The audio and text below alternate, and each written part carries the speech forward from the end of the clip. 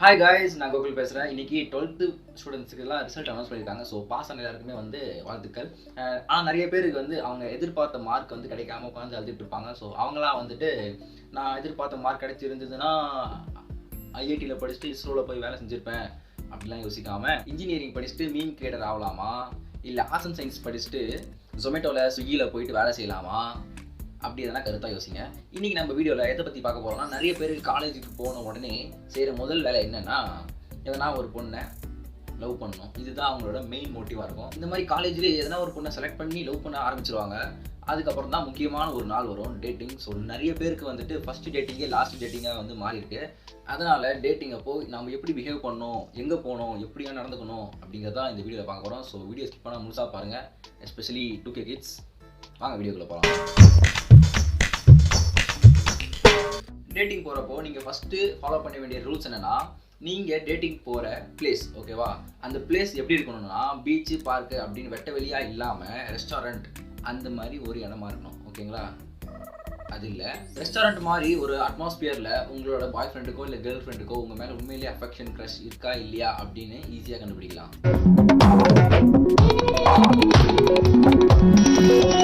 ரெண்டாவதாக நீங்கள் ஃபாலோ பண்ண வேண்டிய ரூல்ஸ் என்னென்னா, தேட்டரில் கார்னர் சீட் தேடுற மாதிரி இங்கே கார்னர் டேபிள்லாம் தேடக்கூடாது.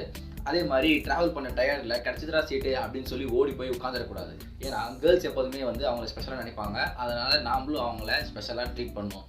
எப்படி நம்ம கேர்ள்ஸை ஸ்பெஷலாக ட்ரீட் பண்ணோம் அப்படின்னா, நம்ம எந்த டேபிளில் உட்காரலாம் அப்படின்னு நீங்கள் ஃபஸ்ட்டு கேட்கணும். அவங்க எதனா ஒரு டேபிளை சூஸ் பண்ணுவாங்க, அங்கே போயிடணும். போயிட்டு ஃபஸ்ட்டு அவங்கள சேரை இழுத்து உட்கார வச்சுட்டு அதுக்கப்புறம் நம்ம உட்காரணும். இந்த மாதிரி நம்ம ஹம்பிளாக ட்ரீட் பண்ணோம் அப்படின்னா அவங்க கண்டிப்பாக இம்ப்ரெஸ் ஆகிறதுக்கு நிறைய சான்ஸ் இருக்குது.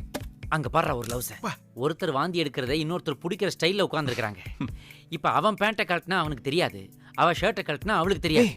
மூணாவதாக நீங்கள் ஃபாலோ பண்ண வேண்டிய ரூல்ஸ் என்னன்னா, பஸ்ஸில் ஜன்னல் சீட் கிடைச்ச உடனே போய் பவர் பேன் உட்காந்துக்கிட்டு கையை வெளியே நீட்டுறது, காலை முன்னாடி நீட்டுறது அப்படிங்கிற சிலுமிசத்தெல்லாம் வந்து ரெஸ்டாரண்ட்டில் பண்ணக்கூடாது. சப்போஸ் நீங்கள் இந்த சிலுமிசெல்லாம் பண்ணீங்க அப்படின்னா உங்கள் ரிலேஷன்ஷிப் வந்து லாஸ்ட் சீட் மாதிரி தூக்கி போட ஆரம்பிச்சிடும். பொதுவாக டைனிங் டேபிளில் சாப்பிடும் போது கை வைக்க மாட்டாங்க, பட் பேசும்போது நம்ம கை வைக்கலாம். அதனால் முடிஞ்ச வரைக்கும் க்ளோஸாக ஃபோக்கஸ் பண்ணி உட்காந்தோம் அப்படின்னா நம்மளோட இன்ட்ரெஸ்ட்டை நம்ம தெரிவிக்கலாம். பட் உங்களோட பாய் ஃப்ரெண்டோ கேர்ள் ஃப்ரெண்டோ கிடைச்சதா கொஸ்டின் சேர் அப்படின்னு சொல்லி செத்த போன மாதிரி சேரில் உட்காந்துருந்தாங்க அப்படின்னா அவங்க டேட்டிங் வரல, லஞ்ச் சாப்பிட தான் வந்திருக்காங்க அப்படின்னு நம்ம ஈஸியாக கண்டுபிடிச்சிடலாம். அதாவது காஞ்ச சப்பாத்தி மேலே இந்த மீதமான காய்கறிலாம் போட்டு அது மேலே ஏதோ ஒரு பேஸ்ட்டை ஊற்றி வச்சுருப்பாங்க. கிட்டத்தில் போக முடியாது, கெட்ட வாடை வரும். அதை கூட பசங்க ஸ்கூட்டர்லேயே வீட்டில் கொண்டாந்து ஹோம் டெலிவரி பண்ணுவாங்க. அது பேர் கூட ஏதோ பீன்னு ஆரம்பிக்குமேடா. பிஸாடா? பிஸா தான். I love pizza. நாலாவதாக நம்ம ஃபாலோ பண்ண வேண்டிய விஷயம் என்னென்னா, ரெஸ்டாரண்ட்டுக்கு போன உடனே ஐஸ்கிரீம், கூல்ட்ரிங்க்ஸ் இந்த மாதிரி கூலிங்கான பொருளை ஆர்டர் பண்ணி சாப்பிடவே கூடாது. இதுதான் ரொம்ப முக்கியமான விஷயம். அந்த மாதிரி ஐஸ்கிரீமோ கூல்ட்ரிங்க்ஸோ நம்ம சாப்பிட்டோம் அப்படின்னா நம்மளோட மைண்டை அது ரிலாக்ஸ் பண்ணிடும். எப்படின்னா பொங்கல் சாப்பிட்ட மாதிரி ஆகிடும். ரெஸ்டாரண்ட்டுக்கு நம்மளோட பாய் ஃப்ரெண்டையோ கேர்ள் ஃப்ரெண்டையோ கூட்டிகிட்டு போகிறதே ஏதோ ஒரு விஷயத்தை கன்வே பண்ணுறதுக்காக தான். அவங்க பொங்கல் சாப்பிட்ட மாதிரி உட்காந்துருந்தாங்கன்னா நம்ம சொல்கிறது அவங்களுக்கு எதுவுமே மண்டையில் ஏறாது. டைம் ஆகிடுச்சின்னு சொல்லிட்டு பாதியிலே கூட கிளம்புறதுக்கு சான்ஸ் நிறையா இருக்குது.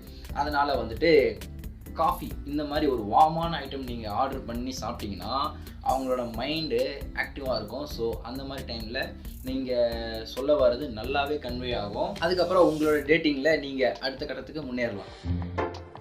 மனசுக்குள்ள என்ன இருக்கு சொல்லி சொல்லியா மடகாஸ்கர்? அதாங்க எங்க அப்பாவோட நான் இல்ல.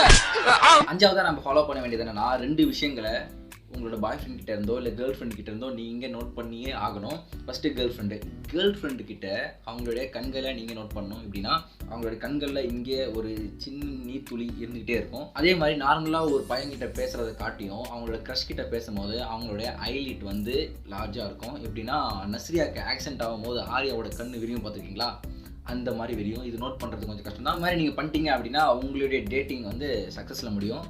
ரெண்டாவதாக நீங்கள் கேர்ள்ஸ் கிட்ட நோட் பண்ண வேண்டிய விஷயம் என்னென்னா, நிறைய கேர்ள்ஸ்க்கு கால் மேலே கால் போட்டு உட்கார்ற பழக்கம் இருக்கும். அந்த மாதிரி கால் மேலே கால் போட்டு உட்காந்துட்டு இருக்கும்போது அவங்களுடைய வலது கால் உங்களை பார்த்த மாதிரி இருந்தது அப்படின்னா அவங்க நீங்கள் சொல்கிறத வந்து இன்ட்ரெஸ்ட்டாக கேட்டுட்ருக்காங்க அப்படின்னு அர்த்தம். இதை நீங்கள் பார்க்குறதோட நிறுத்திக்கணும். பஸ்ஸில் காலை விட்டு சுரண்டுற மாதிரிலாம் சுரண்டக்கூடாது. அந்த மாதிரி நீங்கள் பண்ணீங்க அப்படின்னா உங்களோட டேட்டிங் வந்து ரெஸ்டாரண்ட்டில் ஆரம்பித்து போலீஸ் ஸ்டேஷனில் போய் முடிஞ்சிடும். அடுத்து பாய்ஸ் கிட்ட நாம் 2 விஷயத்தை நோட் பண்ணியே ஆகணும். ஃபஸ்ட்டு என்னென்னா, பொதுவாக ஒரு பையனுக்கு வந்து ஒரு பொண்ணு மேலே க்ரஷ் இருக்குது அப்படின்னா அந்த பொண்ணை பற்றி நிறைய விஷயங்களை தெரிஞ்சுக்கணும் அப்படின்னு இயற்கையாகவே அவனோட மைண்டில் இருக்கும். இந்த மாதிரி டைமில் டேட்டிங் அப்போ அவன் கேள்வி மேலே கேள்வியாக கேட்டுட்டு இருப்பான். கேள்விலாம் எல்லாம் கேட்டு முடிச்சதுக்கு அப்புறம் எதனா ஒன்று கேட்டு ஆகணும் அப்படிங்கிறதுக்காக எதனா ஒரு விஷயத்த சொல்லிட்டு இதை பற்றி நீ என்ன நினைக்கிற அப்படின்னு ஒரு மட்டமான கேள்விலாம் கேட்பான். இந்த மாதிரி கேள்விகள் நிறைய கேட்டாரு அப்படின்னா உங்கள் மேலே அவர் இன்ட்ரெஸ்டாக இருக்காரு, நிறைய விஷயம் தெரிஞ்சுக்கணும் அப்படின்னு நினைக்கிறாரு அப்படின்னு அர்த்தம். யோ பிஸா சார். இங்க ரூம் சர்வீஸ்லாம் இருக்கா? இருக்கு சார். Shut up. இன்றா எலிஃபென்ட். அடுத்ததான் நீங்கள் நோட் பண்ண வேண்டிய விஷயம் என்னன்னா அவருடைய கால் தான். அவன் எனக்கு ஆப்போசிட்டாக தான் உட்காந்துட்டு இருக்கான். கண்டிப்பாக அவனோட கால் என்ன ஃபேஸ் பண்ண மாதிரி தான் இருக்கும் அப்படின்னு நீங்கள் கேட்கலாம். பாய்ஸ் எப்போதுமே அப்படி உட்கார மாட்டாங்க. காலை நீட்டிக்கிட்டு அப்புறம் பேனை விரிச்சிக்கிட்டு அப்புறம் குழந்தைய குளிப்பாட்டுற மாதிரி தான் உட்காருவாங்க. அந்த மாதிரி டிஃப்ரெண்ட்டாக உட்காந்தா கூட அவங்களுடைய கால்கள் உங்களை ஃபேஸ் பண்ண மாதிரி இருந்ததுன்னா நீங்கள் பேசுறதெல்லாம் அவங்க கேட்டுட்டு இருக்காங்க, இன்ட்ரெஸ்ட்டாக கேட்குறாங்க அப்படின்னு தான் அர்த்தம். இதுதான் வந்து பாய்ஸ்கிட்டையும் கேர்ள்ஸ்கிட்டையும் நாம் நோட் பண்ண வேண்டிய 2 விஷயங்கள்.